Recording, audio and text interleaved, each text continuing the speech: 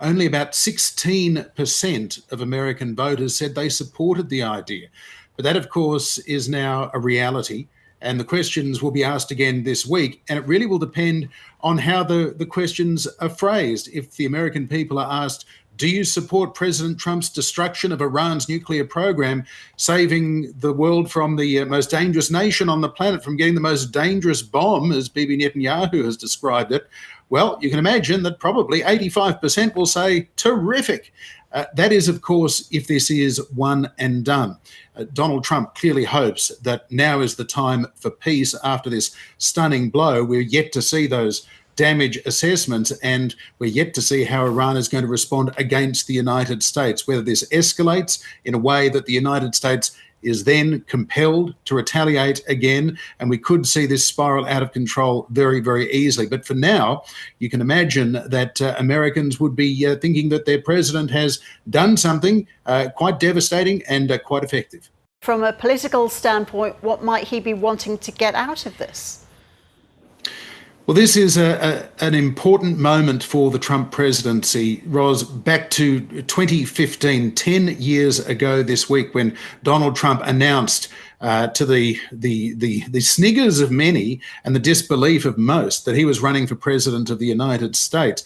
Even 10 years ago, in that very first speech, he was talking about the threat of Iran, but he was also talking about the need for the United States not to keep getting involved in foreign wars, specifically in the Middle East. In last year's successful re-election campaign for Donald Trump, he was warning that it was Joe Biden and Kamala Harris that would take the United States into World War III, as he described it.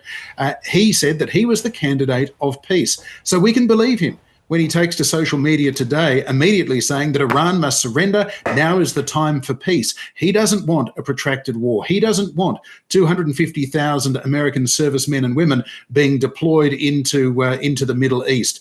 We also know there are about 40,000 American personnel in the region currently who now have targets, at least metaphorically, on their back.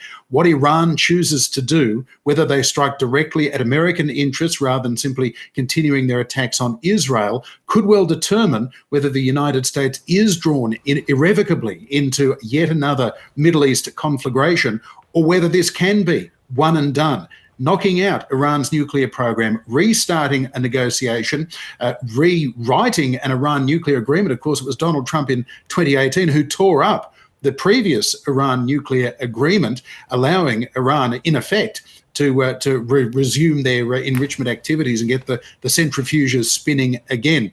Donald Trump now, of course, will be hoping that the new deal will be even harsher and enforceable by bunker-busting bombs if weapons inspectors, nuclear non-proliferation inspectors are unable to guarantee to him and to Israel that Iran has not got any chance of developing a nuclear bomb.